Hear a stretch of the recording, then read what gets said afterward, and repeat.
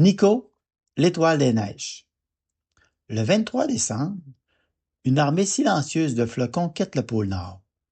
Porteurs de la magie de l'hiver, ils s'élancent pour recouvrir le monde d'un manteau de magie.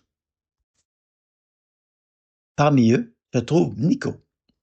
Avec ses 8 branches parfaites, il est le flocon le plus parfait jamais créé et brille plus fort que tous les autres. Nico est si parfait qu'il se fait une promesse, ne jamais fondre. Ma beauté ne peut pas disparaître dans une simple goutte d'eau.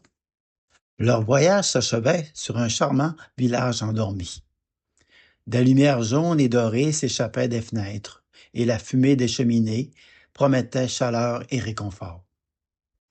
Mais de là-haut, son regard est attiré par une petite cabane à l'écart, totalement noire, aucune lumière, aucune fumée. Curieux, Nico s'envole vers la cabane. Par la fenêtre, il voit une vieille veilleuse ours en céramique sur une commode. Elle est éteinte et poussiéreuse. Dans la pénombre, une petite fille, Lise, était assise seule dans son fauteuil. Son regard triste était fixé sur la veilleuse éteinte. Le froid de la pièce n'étant rien comparé à celui de sa solitude. Posé sur le rebord de la fenêtre, Nico tenta d'agir.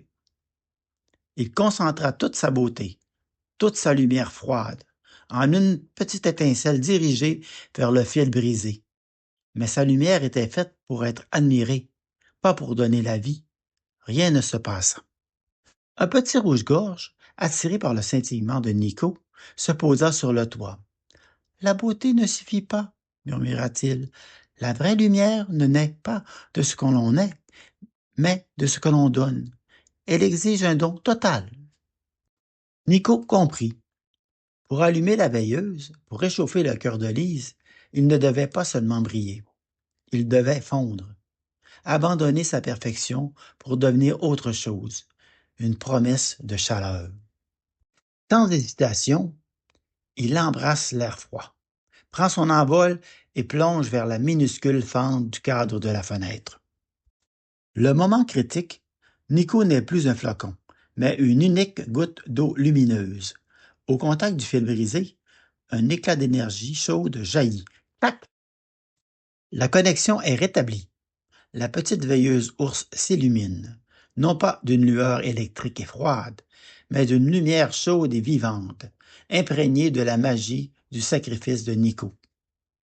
La lumière de la veilleuse projette des constellations d'étoiles dansantes sur les murs et le plafond de la chambre.